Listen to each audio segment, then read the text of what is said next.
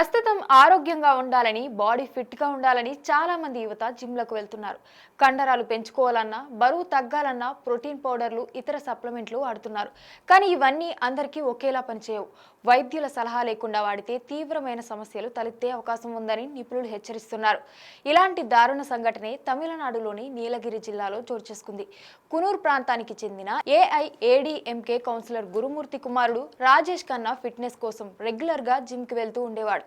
ఇటీవల జిమ్ వాళ్ళు ఇచ్చిన ప్రోటీన్ పౌడర్ ను వాడాడు. కానీ ఆ పౌడర్ అతని శరీరానికి పడకపోవడంతో తీవ్రమైన అలర్జీ వచ్చింది.